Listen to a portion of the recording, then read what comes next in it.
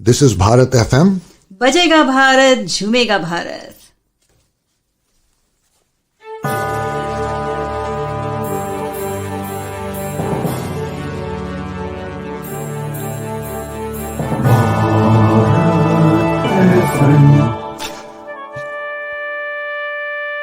ये है Bharat FM.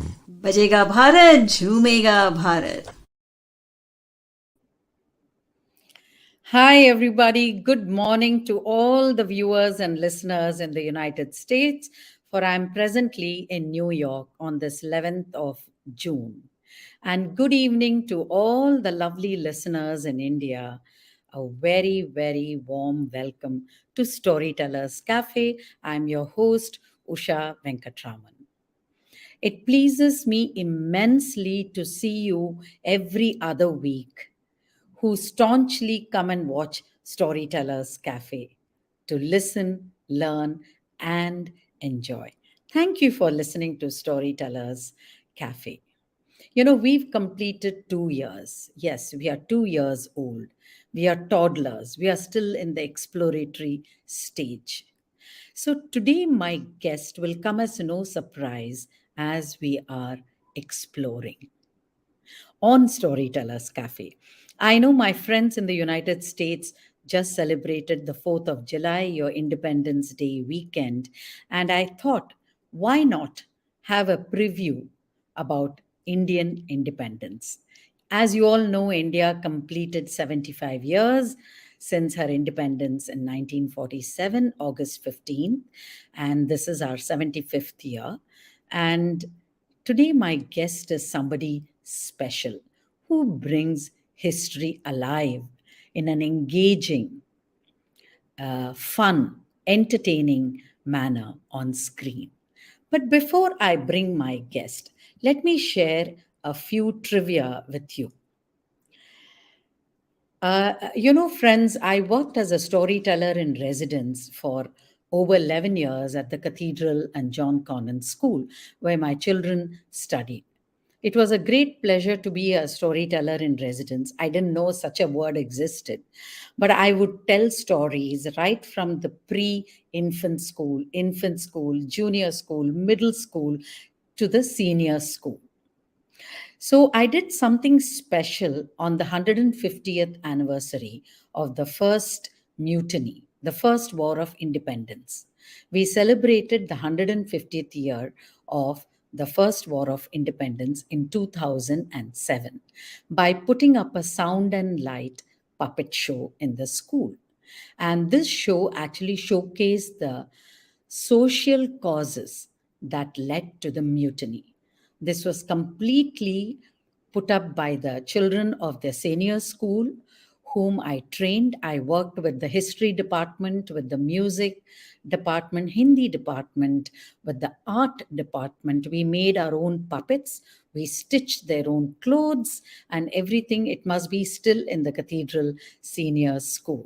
So I'll be sharing a little bit of the YouTube, but let me give you a little history, a glimpse into when the British landed in India. They landed in the Indian territory many, many years back as a simply trading company, which had nothing to do with the British government. So it was the British East India Company. Now, the British East India Company came to India with the purpose of trade, mainly in spices. But later, as I said, the British East India Company had no direct link to the British government. But once the British landed in the Indian subcontinent at the port city of Surat on August 24th, 1608 AD, for the purpose of trade, they gradually eclipsed the other European trading company. And over the years, they expanded their trading operations in India. Numerous trading posts were established along the east and the west coast. Let me not go into the details. During this period, the trading company realized that the entire Indian subcontinent dispersed in the reality under provincial kingdoms. Hence, they started to concentrate all the resources. That's when the divide and rule policy came into their minds and they put it to execution. They began intervening in the Indian politics by 1750. The company saw the rise of fortunes and the transformation from a trading venture to a ruling enterprise. Well, finally, the East India Company was brought to an end in 1858 after the First War of Independence in 1857, which is also known as the Revolt of 1857. After the dissolution of the East India Company from India, the British Crown overtook direct control of India to begin what is known as the British Raj. We all know we are all still, most of us, still under the colonial construct, aren't we? Now, my next question to you is, why should we study history? Why is studying history so important? So, it helps us to understand other cultures, understand our own society. It also helps us to understand our own identities. It helps build citizenship, also gives us insight into the present day problems, and also builds reading and writing skills and provides a lot of inputs for a storyteller like me. Because if you don't know where you came from, how would you know where you're going? It's very important to know. Share the voices of the past to the years of the future. And that's the present, the job of a storyteller. So today in our studios, we have somebody, a wonderful guest, whom I have been wanting to get onto my studio for a long time. And this is the perfect Sunday for me to bring her on to the studios and before you, my lovely audience, because she provides us data, that we have forgotten. We don't know about the unsung heroes, and she brings them alive under her platform. So, my guest tonight is Sarita Nair, who adorns various hats, that of a performance, therapeutic storyteller, a theater practitioner, facilitator, and of a curator. From a healthcare advertising to storytelling and theater, Sarita's journey has been one of self discovery and learning. Her love and belief in performing arts and its impact towards bringing social change has led to the formation of two initiatives. She is the founder of Stomp, the drama club, and of Heritage Stories and Performing Arts, HSPA. Now, the Stomp, the drama club, focuses on performing arts as a medium of expression to develop empathy, compassion, and reinforce values in children. Heritage Stories and Performing Arts is an initiative established with an intent to celebrate cultural heritage, share and transfer heritage knowledge through stories and performing arts. The three pillars that drive HSPA are celebrate, share, and conserve. Under Celebrate, HSPA is proud to curate an event in honor of and to celebrate the independence of India. This series began in the month of August 2020. Itihas ke Panno Se is a live storytelling platform with series where Sarita shares stories of unsung heroes who sacrificed their lives to gain India her freedom. This August, in 2022, HSPA completes 2 years of Itihas ke Panno Se, featuring more than 50 stories through various performing art forms. Under Share, HSPA brings you Pratibimb. Here, stories are shared through various Indian performing arts, giving the audience an opportunity to reflect on the stories. Under Conserve, HSPA presents Urban Heritage Conversations. At Urban Heritage Conversations, a space is held for conversations with individuals from various walks of lives, people who have lived or continue to live in the urban landscape but have incorporated heritage as a part of their life and work. For more details about the initiative, do follow HSPA on their Facebook page or subscribe to the HSPA YouTube channel. You can also read about the stories of unsung heroes on their Instagram page, which is at the rate HSPA underscore by Sarita. If you wish to connect with Sarita, you can write to her at hspabysarita@gmail.com. We will be sharing all the details on our Facebook page as well as on our YouTube channel. So you can directly get in touch with Sarita. Now, before I bring Sarita onto our screens, friends, I want to share a brief glimpse of the sound and light show that was curated by me for the senior school children of the Cathedral and John Connon School. Just take a look. It's over 15 years old, and the video quality is not all that great, but it's still preserved.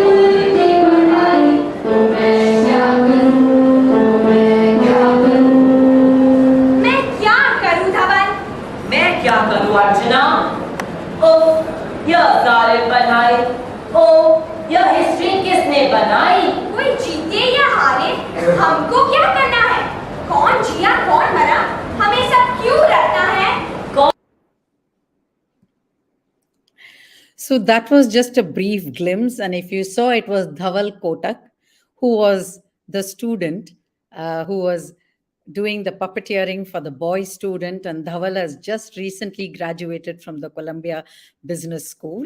And if Dhaval is watching, I'll definitely send this episode to Pallavi Kotak. And it was a privilege and fun for me to curate the sound and light show, totally handled by the children of the senior school. And our guest tonight is doing something that is dear to my heart, a storyteller, but who brings history alive today. And such wonderful stories of unsung heroes, which we really need today to, reflect on where we came from, our history, our heritage. So, without further ado, ladies and gentlemen, let me get Sarita Nair onto the studio. Her eyes.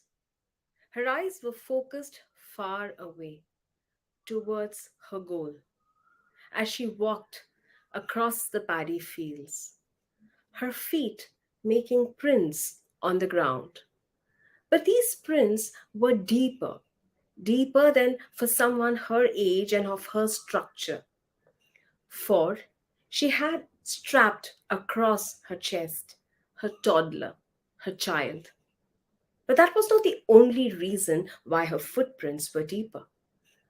She was also carrying with her, hidden in her undergarments, arms and ammunition. That's right, the arms and ammunition hidden along with her toddler. She walked, focused on her goal.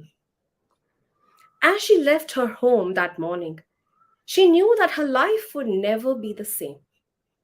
But what she didn't know was that her action in this landmark event would be part of a change in the course of history, change in the course of how India fought for her freedom. She walked, across the paddy fields. Rajkumari, or Princess, as her parents had named her. A simple grocer's daughter, and her mother was a housewife. She was raised and brought up in a simple home. As it was common during those days, she was married at the tender age of 13 to Madan Mohan Gupta. He was a congressman and actively involved in the independence movement. Rajkumari joined her husband in the struggle for independence based on the ideology of Mahatma Gandhi. For their entire family believed in the ideology of Mahatma Gandhi. As years progressed, Rajkumari became restless. Somehow she felt that something was incomplete. And that was a time when the revolutionaries were getting agitated. They felt that it was time to speak the language of the British. In order to remove them from the country, they had to take aggressive steps. Somehow, Rajkumari agreed with this ideology. Slowly, she started meeting the revolutionaries. This was in Kanpur.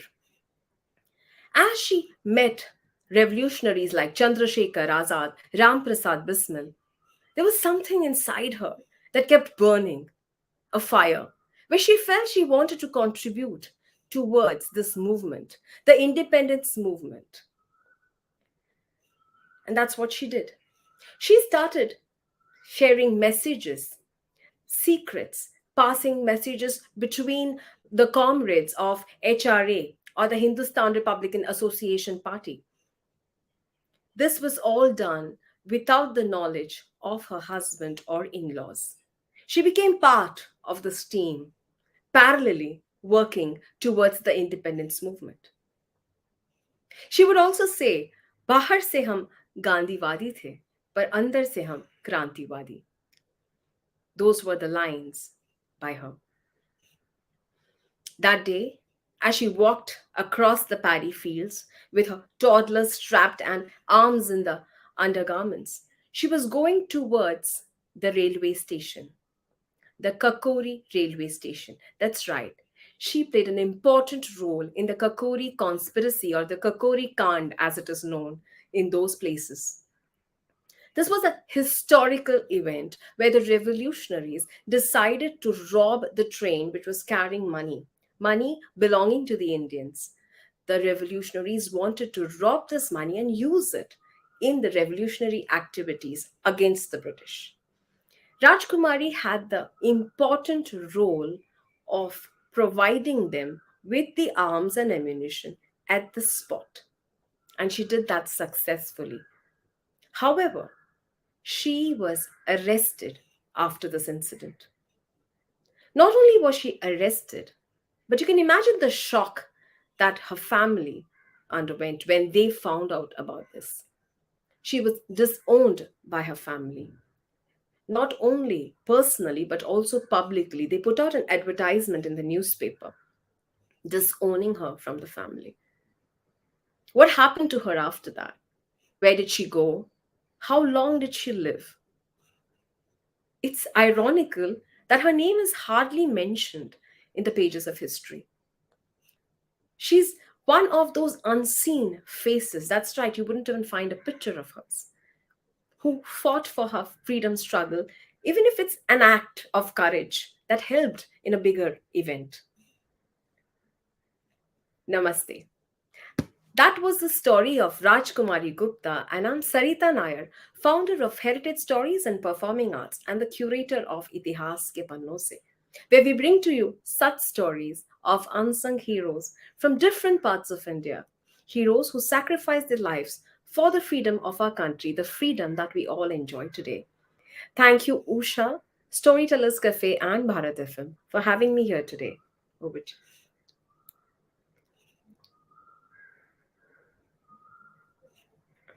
Usha, I'm not able to hear you. I think you're on mute. Sorry. I said, what a fantastic introduction to Storytellers Cafe with that unknown story of Rajkumari Gupta. I mean, I haven't heard of her, but and I'm sure there must be 2% of people like me who haven't heard of her. And that's what, friends, Sarita does through Itihas Ke Panno Se, unboxing the past and removing all those wonderful nuggets of gold from the trunk, which has stories about unsung heroes, sheroes, children, everyone. It could be even an animal. I mean, I don't know, Sarita, whether you have had an animal who has also fought for India's freedom, because I would think yes. They would have all those horses, Horses. elephants, Yes. right? And they are unsung heroes, after all, the mute heroes, I would say, who have struggled for India's freedom. You're doing a wonderful job, and congratulations on turning 2 this August. And welcome to Storytellers Cafe. Thank you so much, Usha, and congratulations to you too on completing 2 years at Storytellers Cafe and bringing all these stories to the audience all over the world. I think the connection of keeping them rooted with India, I think that's a wonderful initiative that you're doing along with Bharat TV. Yes. I thank Bharat FM for giving me this opportunity to host. And like I say, this is the number one storytelling podcast on Bharat FM, which gives a global platform to Indian storytellers. I still haven't ventured to interview other storytellers because India has so many storytellers. And every day I unearth so many new ones and who are doing a wonderful job of keeping alive our tradition, culture, heritage. So there is a long line. But coming back to you, Sarita, I know both of us have turned the terrible twos now. You're turning in next month in August. Yes. So tell me a little bit about your story. I know that you are a management graduate from the SIS Institute of Management Studies. And how did HSPA come about? How did this venture from a hospitality management executive, how did this transformation happen? So it was very interesting, my journey in the last few years. It started with advertising. After my pharmaceutical management, I worked with Dr. Reddy's as a scientific business officer, but we were into marketing. At some point, I felt there was something incomplete. There's this creative side. I'm sure you relate to that, which always is seeking, something. And after my stint with Dr. Reddy's, I joined a company called Indigene Life Systems in Bangalore, which was working with content, medical content. So still, I felt there was something incomplete. And then when I came back to Mumbai, I started working with a advertising firm called Rediffusion DYNR. They have a healthcare arm called Sadler and Hennessy. And finally, I found a space where I could use the marketing background as well as create something new in terms of stories, advertisements, and it was a very fulfilling space to be in. And then Anandita was born, my daughter, and for various reasons, I decided to take a break from advertising. So as Anandita was growing up, when she was around 7 years old, we she was a child who was indoor most of the time. She started reading at a very young age because of health, and once she started playing out, we realized that there was a lot of bullying that was happening around, and as a child, there are limitations as to how she could deal with it. So we are a huge complex here in Mumbai, and I felt that maybe we can talk about such social issues through performing arts. So there was a event which was happening, and we put together a musical theatrical piece where we talked about bullying, its effects, and we connected with a psychologist who also came in. So there was an entire musical piece which was created talking about bullying, where the children of between the age of 6 to 13 enacted the entire play. That was the turning point, because what I experienced as someone who was training the children in acting, as well as the result of that on the children and the audience, I realized that the power of performing arts is tremendous, and the way it can bring about change. Thus was born Stomp the Drama Club. And that's where storytelling, theater, and all came together for working with children. About HSPA, like I said, so Heritage Stories and Performing Arts was started on April 18th, 2020, which was the World Heritage Day. And again, this was related to healing, changes, observing what's happening around. This was around the lockdown time where people were going through all kinds of emotional changes. And somehow I felt, as people of India, once we connect to our roots, we feel grounded. And Go ahead, go ahead. so, Heritage Stories and Performing Arts began in April 18th, 2020. No, I think I'll start again. So, Heritage Stories and Performing Arts began on April 18th, 2020. And this was again around the time of pandemic when people were going through all kinds of emotional changes. But one of the things that I observed was, as Indians, because we are connected to our roots, somehow the grounding was much stronger. And I felt people were able to handle the changes much better. That's when I started looking inwards at my roots. So, being a Mallu born brought up in Bombay, I started looking at where do I actually belong. And on my a road of discovery, I realized there are so many other people who would also be seeking to know more about our culture and heritage of India. And that's how HSPA was born, which is Heritage Stories and Performing Arts, where we try to bring forth stories from history, heritage, as well as performing arts of India. So that's HSPA. And like you mentioned earlier, we have Itihas ke Panno Se, which is part of Celebrate, our first pillar. We have Pratibimb, which is part of Share, and Urban Heritage Conversations, which is part of our conservation. Yes. Wonderful. So there are many branches, sub little branches that come off out of the apex body, which Yes. is started with healing and then with HSPA, Itihas ke Panno Se, Pratibim, and Stomp. Basically, with Stomp, everything started. Wonderful. So, Sarita, how does it feel after the first 2 years of hosting Itihas ke Panno Se on HSPA?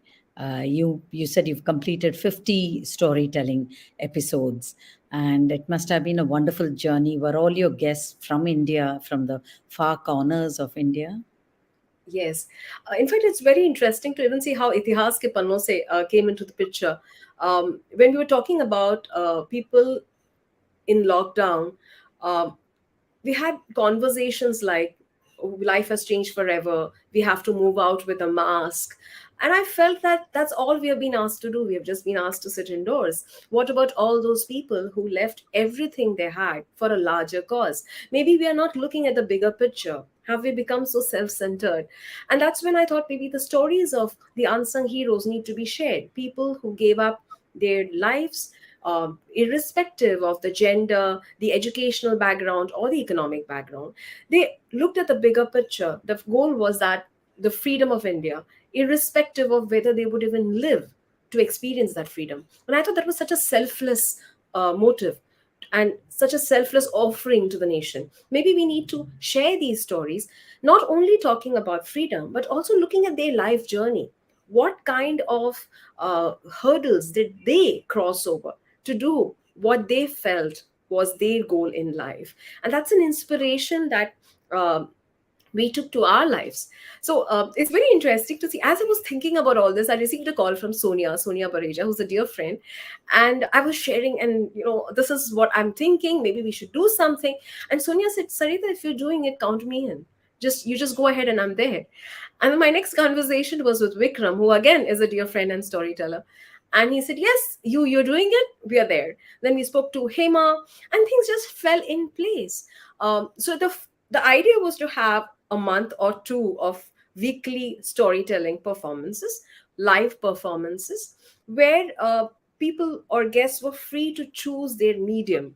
It could be Bharatnatyam, it could be singing, it could be painting. So we just reached out to people, and people have been so sweet and so generous with their time, efforts, that they just jumped on board and they said, "This is wonderful and we want to be a part of it." So, what turned out to be 1 month or 2 months of stories on Itihas ke Panno se, today we will be completing 2 years on the 6th of August.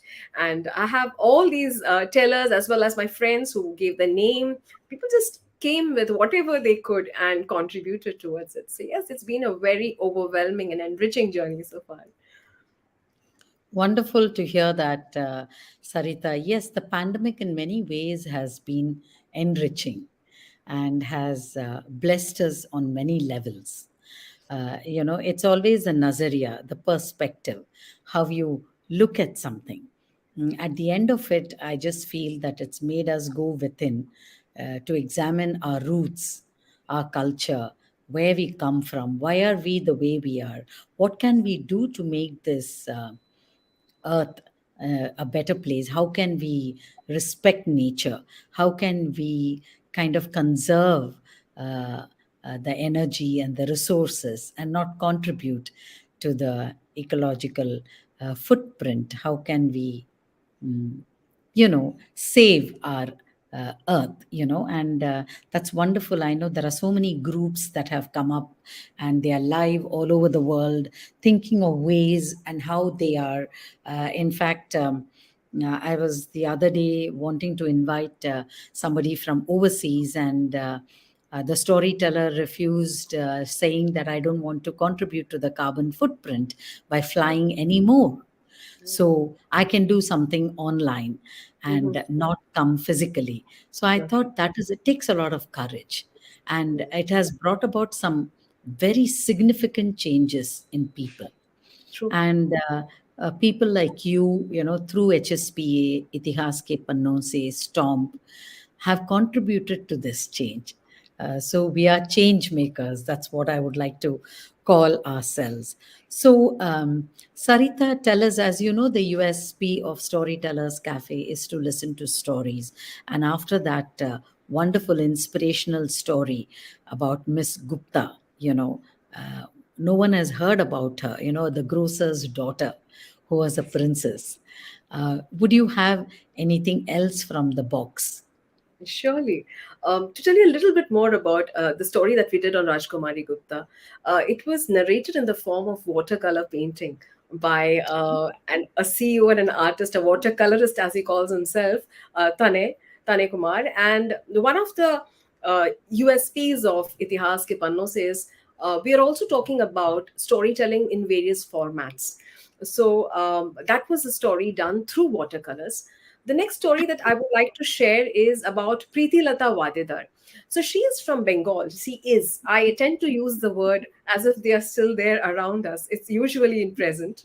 So she had a huge role to play when in Bengal, the Britishers wouldn't allow Indians to enter certain clubs. And she was one of the revolutionaries who dressed up as a Punjabi man, and she went and attacked along with a group of people. So her story was shared by Rishi Chakrabarti, who's a TVS Saregama singer. He's a folk singer from Bengal. He and his team of Shibashish Da and their son together came forward and wrote a poetry, a poem, a song for Preeti Lata Wadedar, which was sung with music and folk songs. So that is another story which is very powerful, about the journey of an educated girl coming from a very sound background who chose the path of a revolutionary to fight for a cause of freedom. So we have a grocer's daughter, we have somebody who's well educated into post graduation who also chose the same path. That is from East. And then we also have the story from South of Krishnaswamy Iyer. Mr. Sri Krishnaswamy Iyer, or TKR as he was known, was from Palakkad. And he had a huge role to play, where he started an ashram called Shabri Ashram. And it is a school where people of different castes, children of different castes, would come together to study. So much was Gandhiji also impressed by his work that it is believed he went there to visit him.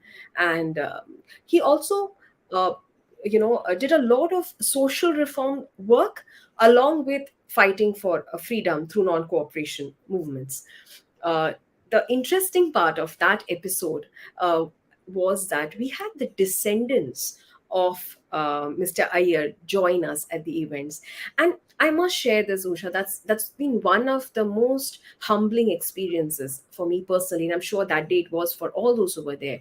Is Itihas Ke Pannon Se has also brought together families of these unsung heroes. So there are children and grandchildren who today live in different parts of the world, and sometimes they're not really aware of what is the contribution of their great grandfather towards the country. But when they're together on the Zoom, sitting and listening to this story, there's so many emotions that they share, and like you said, knowing where they come from, what they carry, and who was this person, and such a big role that he played.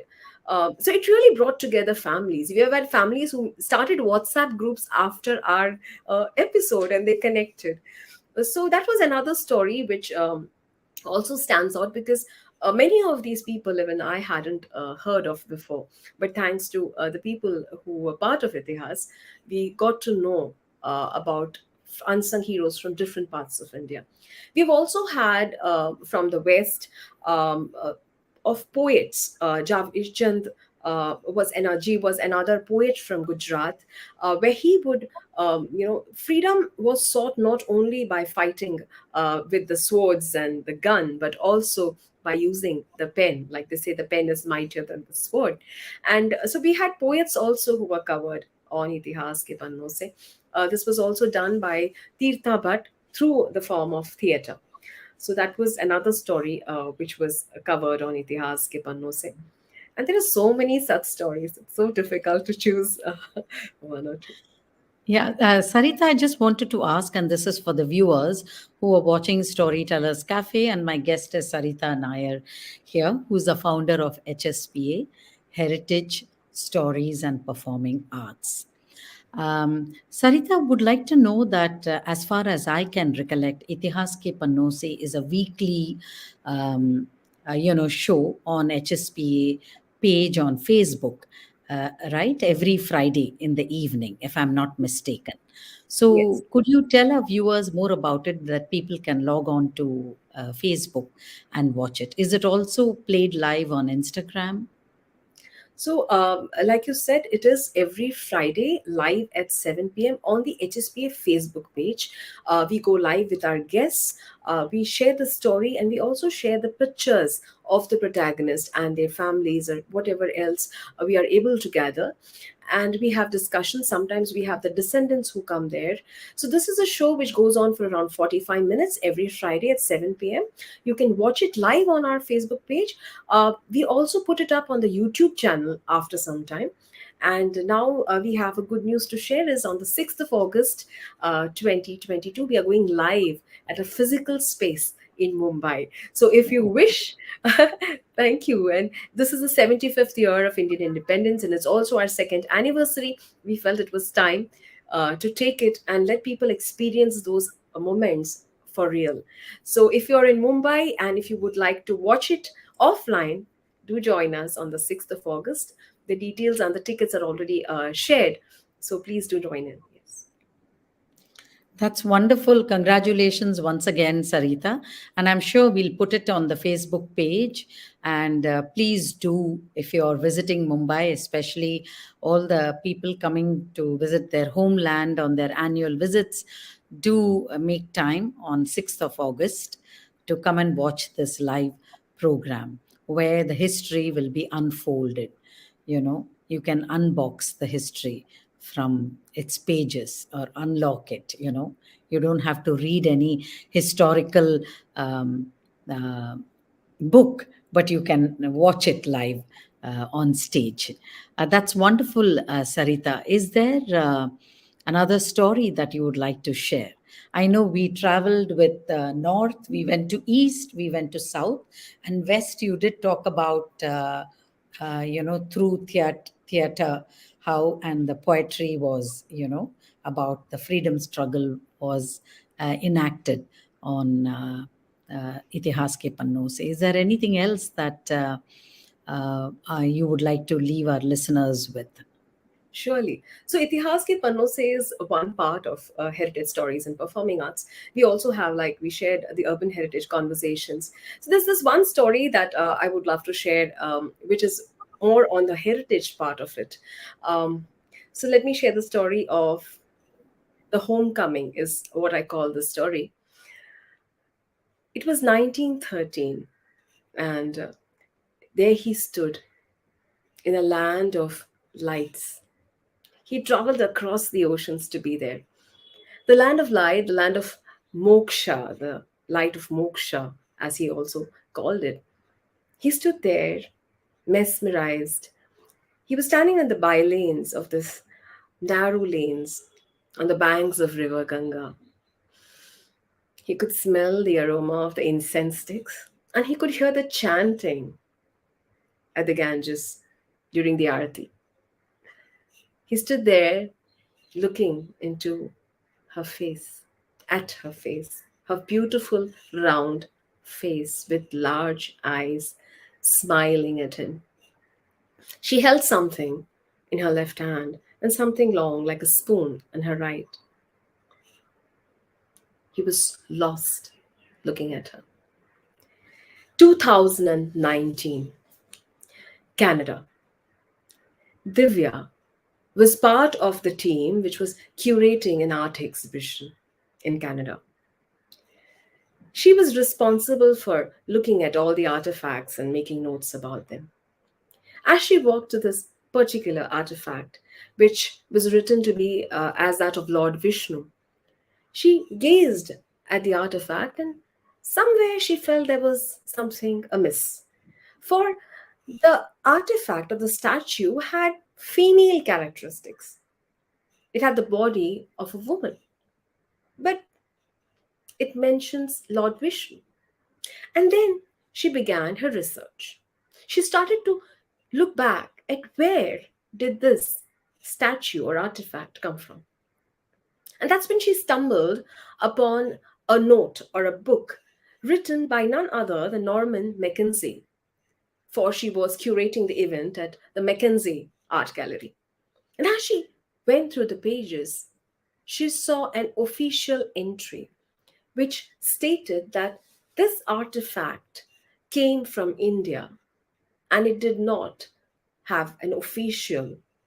It was an artifact which came unofficially. So there was no details about where it came from.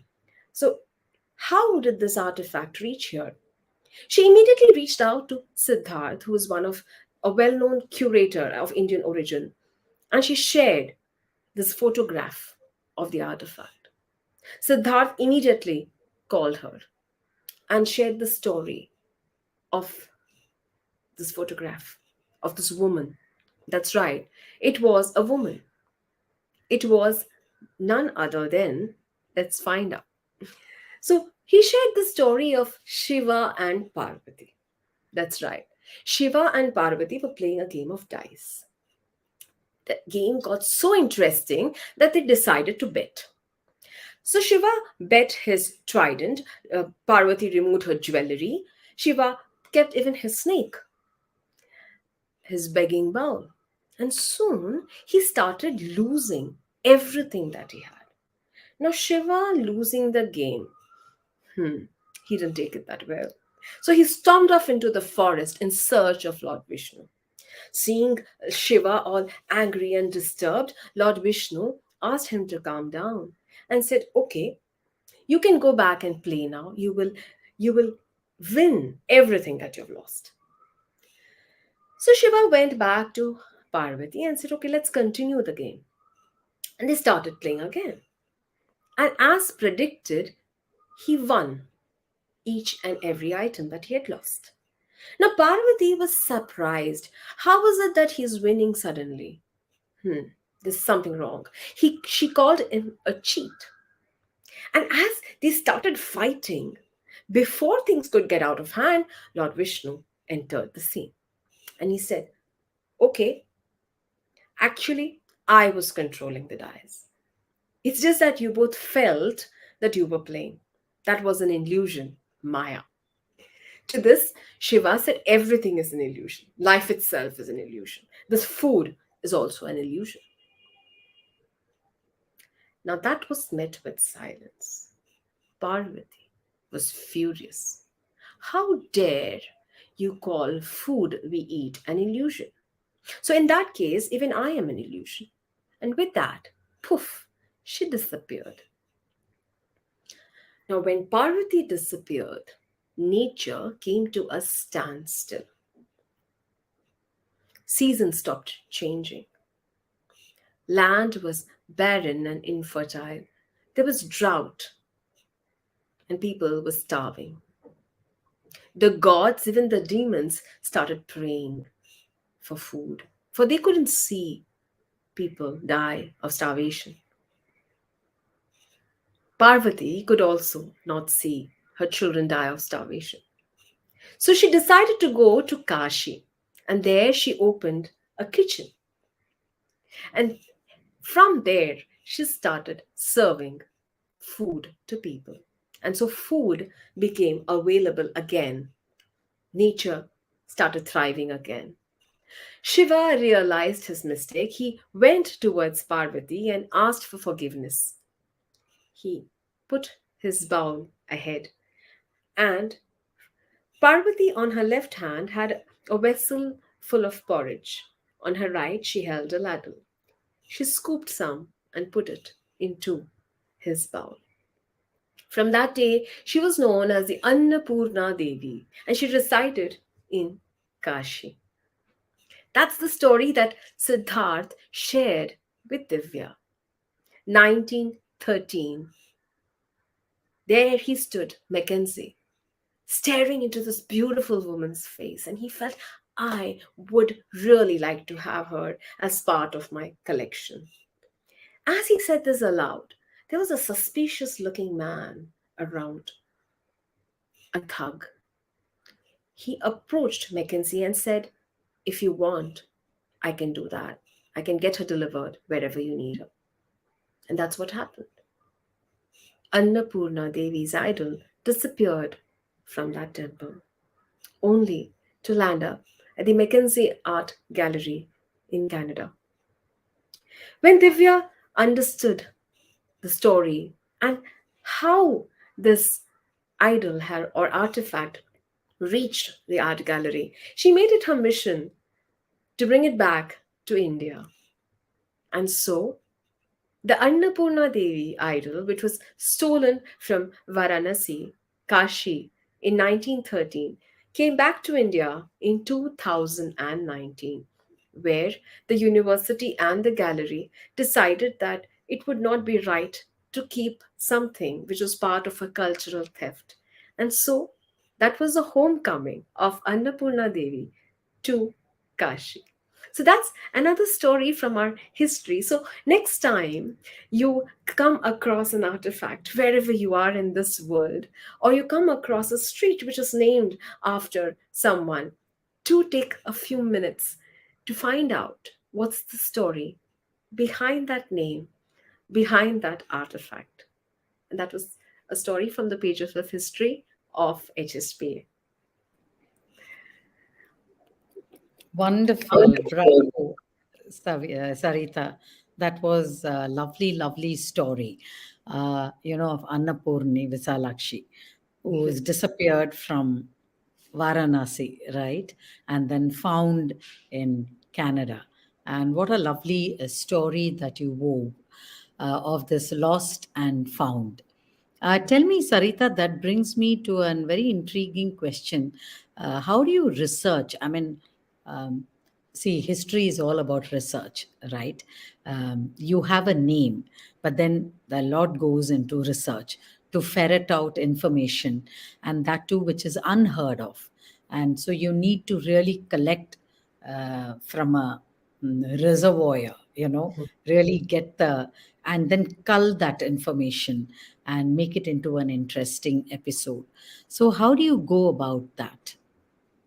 Do you have a team working with you, or you're a one woman show, as we are all Wonder Women? So, how does that work?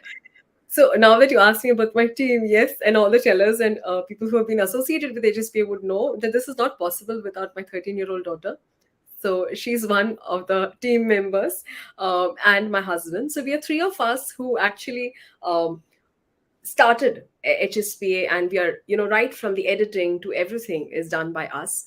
However, it is not possible without all the wonderful artists and tellers who are part of the episodes. So when you ask about research for Itihas ke Panno se, a lot of it is done together.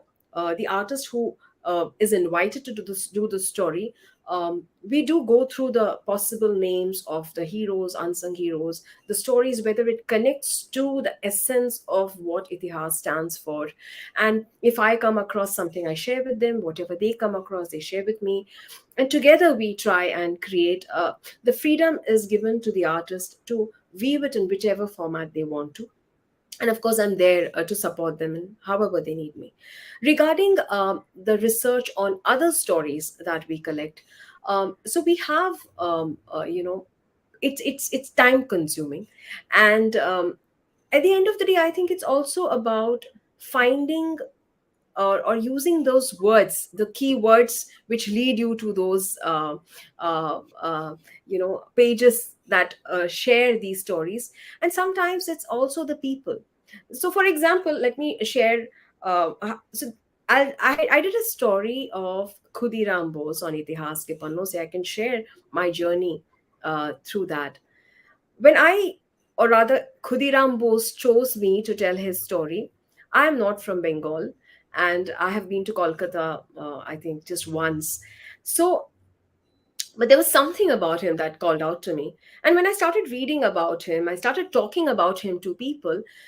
I met people who happen to have some experience in Kolkata. So there's this one person who was introduced to me, and we started speaking. He was raised by someone who came from the village of Khudiram Bose.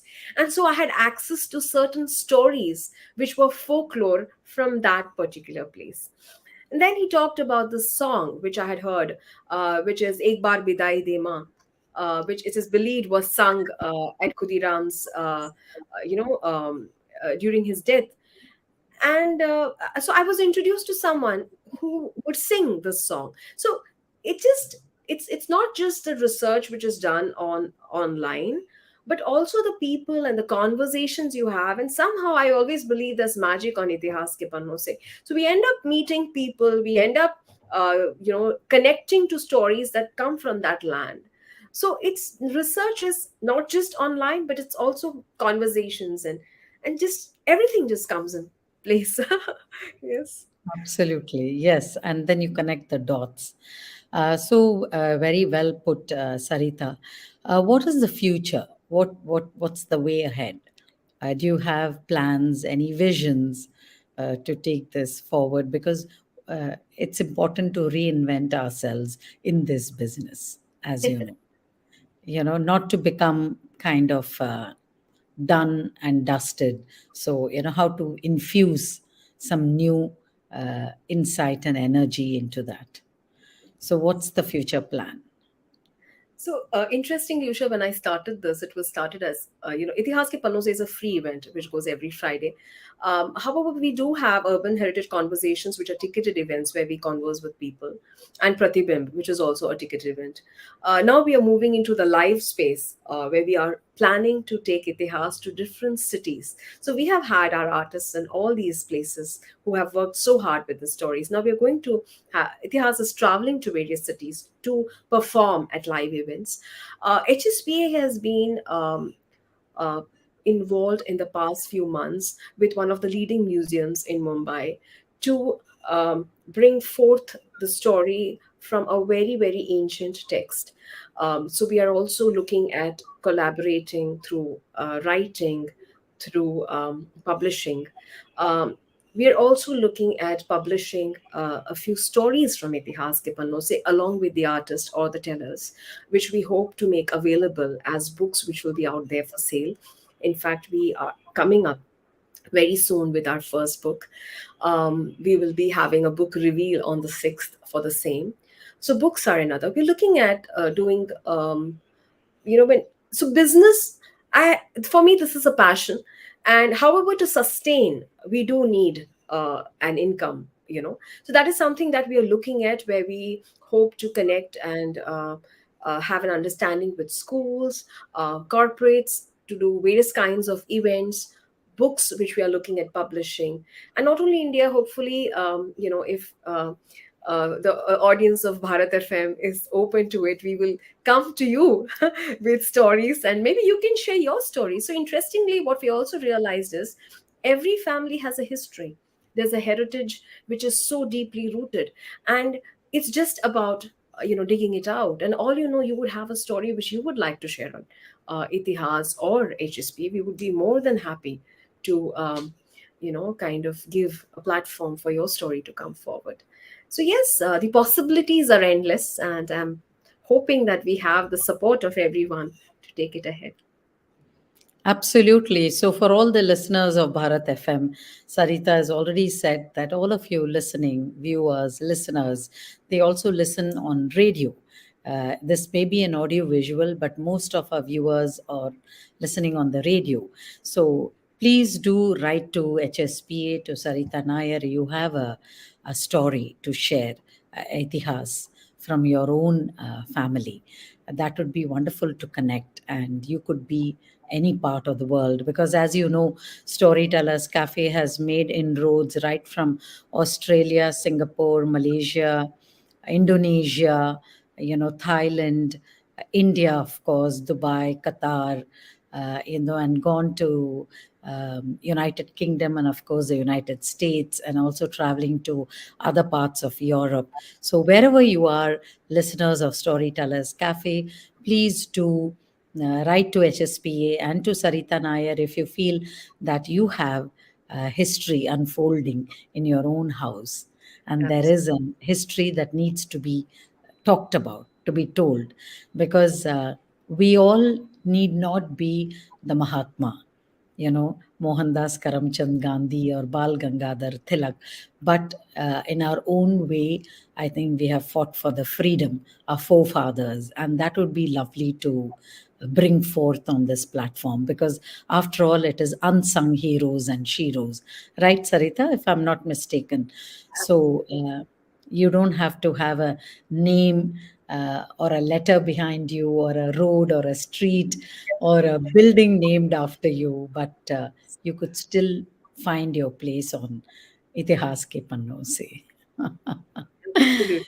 And also, Yeah. if I add, we, like I said, we have urban heritage conversations where we bring forth guests from different places who are attached or working in the space of heritage. So we have had sari revivalists, we have had Sirambam, which is one of the martial arts of Tamil Nadu experts, come in. So if at all you're doing something like that, anywhere that you are, we would love to have this conversation with you, because I know people are carrying India with them, and teaching all kinds of beautiful talented from our cultural background. So whatever it is that connects you to your country and you're carrying it forward wherever you are, do reach out. We would love to have this conversation with you as well.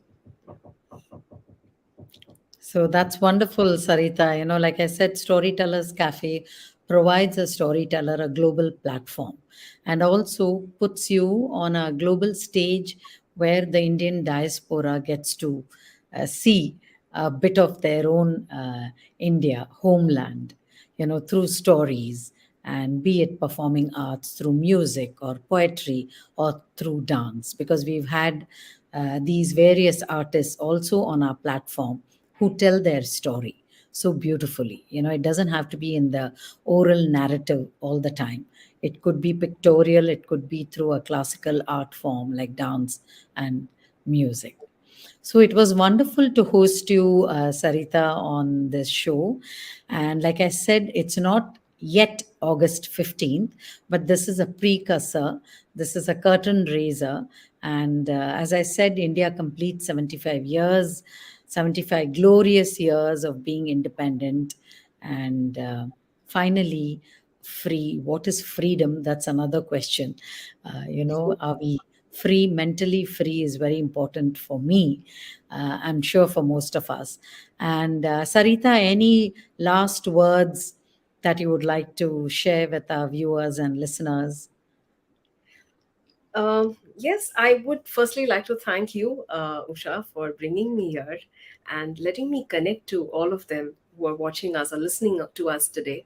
And I would also like to share that do listen to these stories, not only for the fact that for us to know what people have sacrificed in their lives for the freedom of our country, but also because they are so inspirational and so relevant in our lives even today. The courage that you will find, the inspiration that you'll find from these stories will make you feel that, oh, if they could do it then, there's so much more we can do today. And I think that's the essence of what we are trying to do. So do watch, like, share these stories, and do write back to us with what you feel when you hear them. So yes, thank you so much for your time, and God bless. Thank you, Sarita. That was a wonderful session. And friends, if you missed watching this session on 19th, don't worry, don't stress. Go back to the Facebook Bharat FM page. It's there in the archives and also on the YouTube channel. You just have to write Storytellers Cafe with Sarita Nair, and that will come up and it remains in the archives. So do share with your friends. We would love to have your comments. Do tell us from where you're watching. It's always nice. Like I said, Storytellers Cafe is traveling all over, and I will see you next week, same place, same time, from the United States, from New York, and my guest is from Norway. That's the beauty. So we'll take you to Norway to meet another wonderful Indian storyteller who has been making great strides with storytelling. So it's always wonderful to see people from different walks of life who their passion is to tell stories. True. So, and one such passionate storyteller we have in studios right now. A great pleasure, Sarita. And I'm signing off. So, friends, I'll see you next week, same time, same day, and see you next week in the same place. Till then, goodbye from me. Bye bye.